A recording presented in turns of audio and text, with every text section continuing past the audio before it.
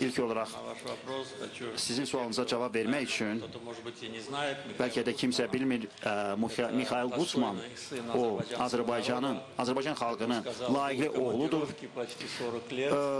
Dedi, uzun müddət Rusiyada ezamiyyətdə olubdur. Lakin heç zaman Azərbaycanla münasibətlərini pozmamışdır. Hər zaman bizimlə olmuşdur. Bizim məhz uğurlarımıza sevinmişdir. Bizimlə birgə çətinliklərdən keçib ikinci Qarabağ müharibəsində demək olar ki, burada yaşayırdı, reportajlar hazırlayırdı və cəbhə bölgəsindən birbaşa reportajları hazırlayırdı və bütün bunlar onun xasiyyətini, öz ölkəsinə, öz xalqına olan münasibətini göstərirdi və bizə siz yardımcı oldunuz ki, biz bu informasiya blokadanı yaraq.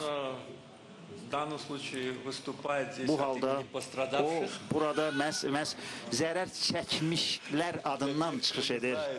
Belki de kimse bilmir. Öten il bir sual verildi bu forumda. Elə o həmin yerdə də əyləşmişdir. Bundan sonra onu tutduğu vəzifədən azad etdilər. O elə bir təşkilatdan məhz azad olundu ki, məhz bir neçə 10 illiklər orada çalışmış, o təşkilata rəhbərlik etmişdir. Və əlindən gələni etmişdir ki, TASS Beynəlxalq İnformasiya Agentliyi kimi inkişaf etsin. Bizim digər zərər çəkilmişlərimiz də olubdur. Rusiyaya gəldi, onları burada görməmişəm, bəlkə də onları artıq həbs ediblər. Allah eləməsin, əlbəttə ki, mən bunu belə söyləyirəm.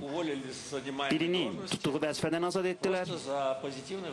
Sırf elə Azərbaycan prezidentinə verdiyi müsbət sualla bağlıydı ki, digər isə xarici agent kimi etiraf edildi, elan edildi ki, o Azərbaycanın ünvanına xoş sözlər söyləndi ki, ona görə Aleksey, sən də çox ehtiyatlı ol. Yəni bu belə bir müqəddimə.